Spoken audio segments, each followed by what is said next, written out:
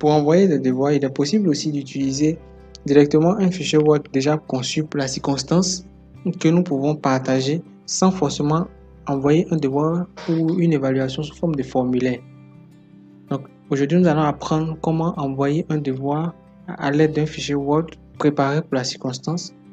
Donc on va cliquer sur affectation.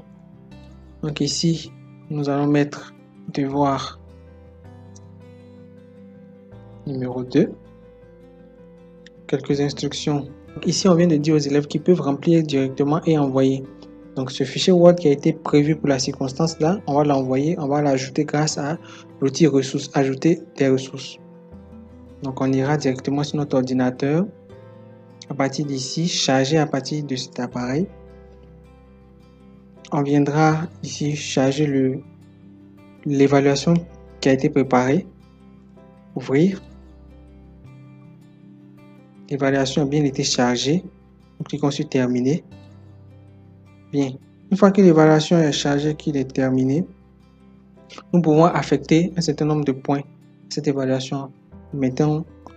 Admettons que cette évaluation est notée sur 10 et qu'elle est attribuée aussi à tous nos étudiants.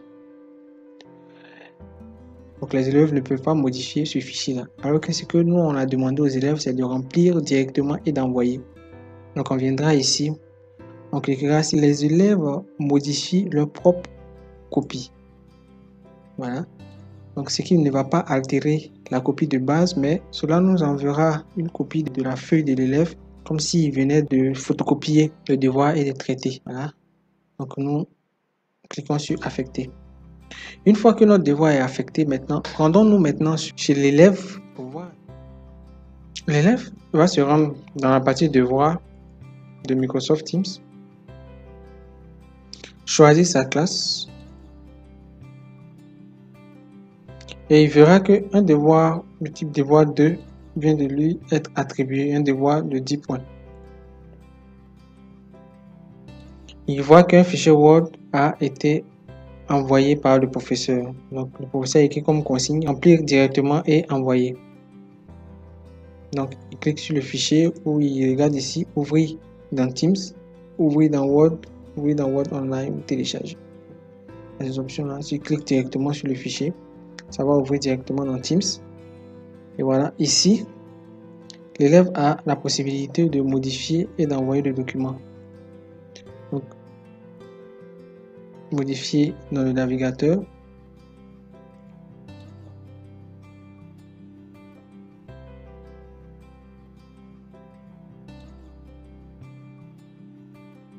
Et l'apparence n'a pas été conservée comme celle de l'origine. Mais bon, l'élève peut quand même aisément remplir ici, écrire son texte ici, ici et ici. Donc on va essayer très rapidement d'écrire quelque chose pour marquer la différence. Donc une fois que l'élève a fini de renseigner ce document prévu pour lui permettre de l'évaluer, ce qu'il fera maintenant, c'est ça a été enregistré automatiquement, donc il peut fermer et ensuite soumettre le devoir. Donc remettre. Voilà. Après avoir remis le devoir, on va voir maintenant du côté enseignant comment cela se présente. Donc, ici. Ainsi, nous voyons qu'il y a un élève qui a remis son devoir.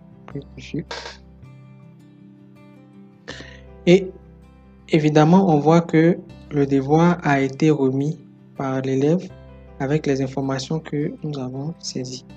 Donc l'élève n'a pas eu besoin de télécharger le fichier. Ayant travaillé directement sur le document qui lui a été envoyé par le professeur, il a en même temps répondu à l'enseignant directement. Ce qui rend la chose très intéressante. Donc les professeurs, voyant cela, je dis, il a répondu à la première question, à la deuxième question, à la troisième question. Il n'a pas répondu à cette question-là, donc il dira, par exemple, il a 6 points sur 10. On peut fermer.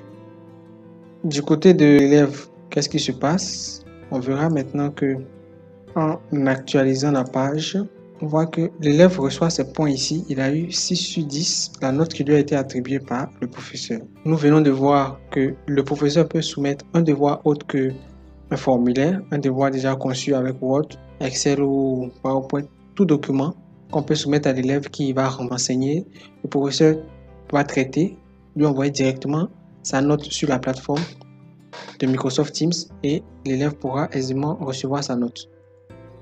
Je disais tantôt que il est possible de soumettre des devoirs sans pour autant que cela soit évalué, peut-être des travaux de maison, des exercices d'application.